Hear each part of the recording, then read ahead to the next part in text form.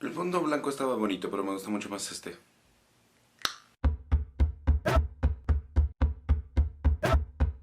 Así que uno de tus propósitos para el 2016 era leer más clásicos, y no has leído ninguno. No sabes por dónde empezar, no sabes cuáles te recomienda la gente, no sabes cuál irte, no sabes si empezar ya de una vez con Charles Dickens o irte hasta la Odisea de Homero. Pues aquí voy a tratar de ayudarte un poco, tal vez no mucho.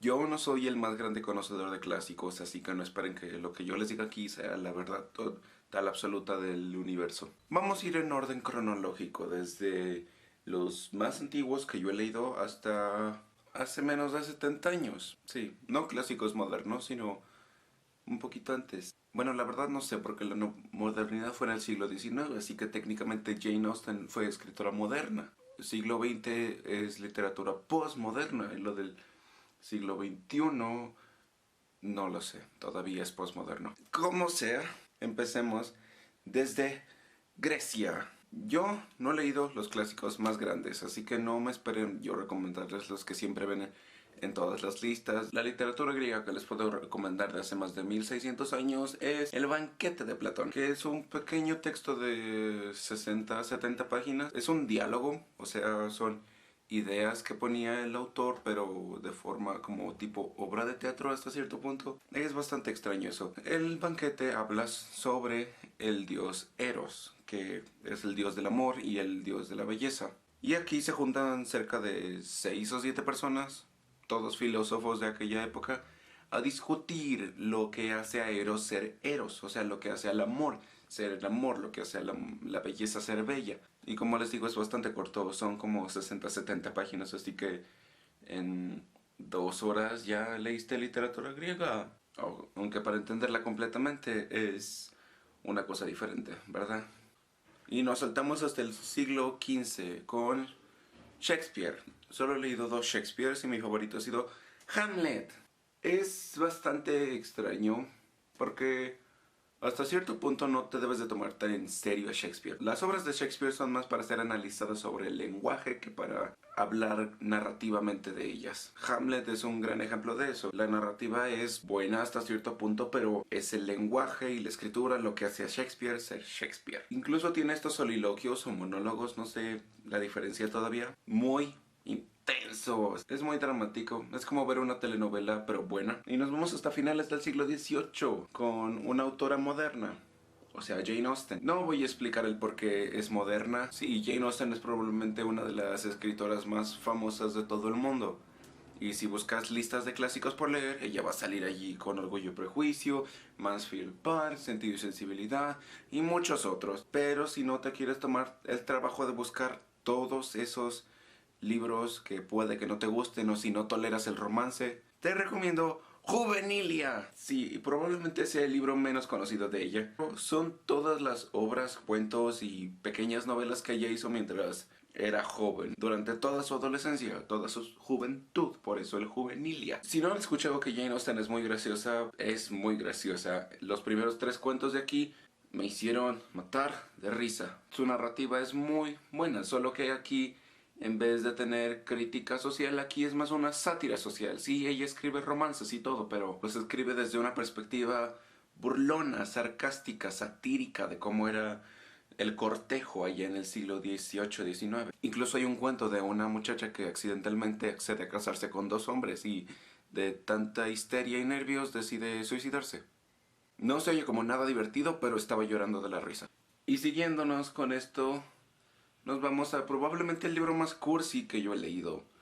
El libro más cursi y empalagoso de todo el mundo.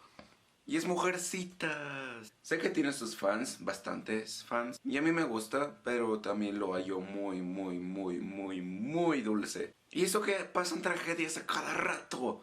Pero la manera que está escrita con esta gente tan feliz y contenta de estar viva es como que Ok, ok, ok. Pero es bastante interesante y fácil, demasiado fácil de leer. Te suena como algo de 1940, 50, o sea, mucho más cercano de lo que realmente es. Este no tiene trama en sí, solo es la vida de unas jóvenes tratando de vivir su vida mientras su padre está lejos. Y cambiando totalmente de tema, de romances y todo eso, nos vamos al terror. La literatura gótica es probablemente uno de mis géneros favoritos. Sí, y no hablo de la gótica normal, la gótica del siglo V, sino la gótica inglesa del siglo, de finales del siglo XIX. Y el libro que a mí me encanta mucho es Carmilla. Es considerada por algunos la primera historia de vampiros y la que le abrió el paso a que Drácula tuviera el éxito que tuvo. Es bastante corto de nuevo. Todos los libros que les estoy recomendando aquí son cortos y fáciles. Como toda la literatura gótica es muy apasionada y enojada, pero hasta cierto punto entregada y arrebatada, lo cual me encanta. Yo creí que no me iba a dar miedo. Digo, sé que es terror, pero dije, es terror de hace casi 200 años, no me va a dar miedo. Me equivoqué. Carmilla es como esas películas que ves una vez y dices, oh, está bastante buena.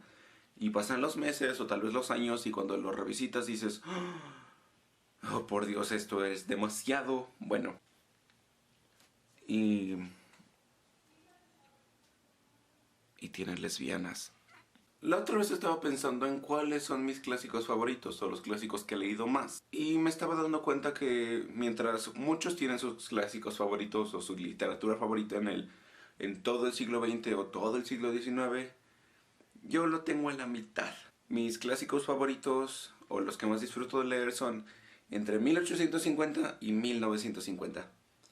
Es como que una etapa de transición muy buena y me gusta mucho. Y el libro que yo creo muestra mejor esta transición entre lo moralmente exitoso de antes del siglo XX y lo totalmente posmoderno del siglo XX es Marianela. También uno de mis libros favoritos y de nuevo súper cortito. Si lees Marianela como una narrativa normal, es la historia de amor más trágica del mundo. Si la lees como metáfora de la revolución industrial,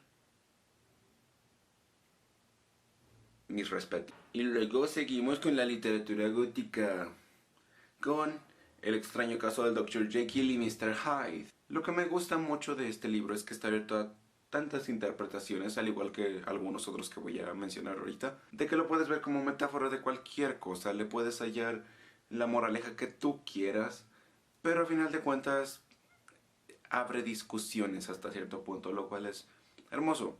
Ya ha sido parodiado hasta la muerte.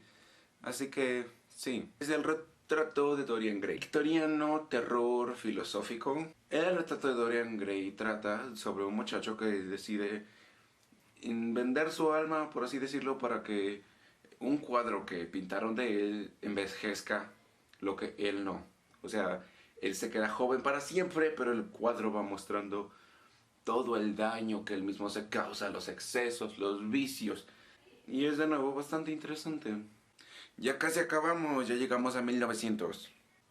Y moviéndonos aún de nuevo a más depresión y más oscuridad, tenemos la metamorfosis de Kafka.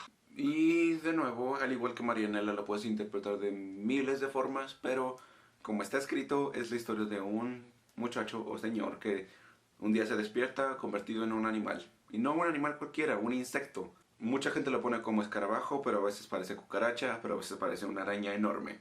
Y lo puedes interpretar de millones de cosas. Es el libro más angustiante que podrías leer en toda tu... Y también te hará desconfiar de tu familia. Para toda la eternidad. Luego vamos con realismos. Si quieres algo que no sea tan clásico de historia, sino algo más clásico de lenguaje, tal vez Cartas a un joven poeta sea para ti. Yo digo que este debería ser lectura recomendada para cualquier persona que crea algo, ya seas ingeniero civil o bailarín. Te convendría leer esto mucho, porque sí están dirigidas a un poeta, como dice su título, pero hablan de temas muy universales para los creadores, lo cual es hermoso. Ahora, también, este libro sí va a salir en todas las listas del mundo, pero 1984 es muy bueno. No hace falta que yo lo diga otra vez. Es muy bueno. Léanlo. ¡Ya! Y por último, uno de los últimos libros clásicos que he leído y que se convirtió en mi favorito, y yo no tenía idea de que fuera a ser uno de mis libros favoritos. No tenía idea de que este pequeño libro de 60 páginas me iba a estar haciendo llorar a las 3 de la mañana. Pero lo hizo. El viejo y el mar. De todos los libros que me pudieran haber dicho que iban a ser mis favoritos, El viejo y el mar no es uno de los que yo me hubiera esperado. Porque tiene su fama de ser un libro muy difícil de leer, de que es tan lento que agobia lo lento que es, así que no es para todos. Pero a mí me enamoró por completo. Les digo, estaba a las 2 de la mañana subrayando y pensando en todas estas cosas y el libro estaba totalmente atrapado en el libro y estaba llorando cuando lo acabé. Y si no tienes paciencia o si vienes de leer acción o fantasía donde las cosas pasan cada capítulo, probablemente no deberías de leer esto todavía o en ese momento. Porque los clásicos, al igual que cualquier otra literatura, debes de leerlos con la mente en el lugar correcto. Yo puedo leer un libro totalmente depresivo, pero si yo estoy igual de deprimido, puede que me comprenda y se vuelva uno de mis libros favoritos. O si yo estoy muy feliz y leo un romance muy empalagoso, puede que me haga incluso más feliz. Claro que a veces puede que pase lo contrario, que estés feliz y leas un libro deprimente y te ponga feliz. O puede que estés deprimido, leas un libro feliz y te ponga feliz. O más deprimido, es todo. Los clásicos son historias como cualquier otra. Solo no tengas miedo. Son la mejor máquina del tiempo que puedas encontrar. Así que, ¿cuál es su clásico favorito? ¿Cuál es el clásico que me recomiendan? ¿Cuáles clásicos han leído de aquí y cuáles no? Mi nombre es Julio de Reservado, a quien corresponda. Subo videos todos los miércoles y domingo. Todas mis redes sociales están allí abajo. Y nos vemos el próximo domingo. Bye.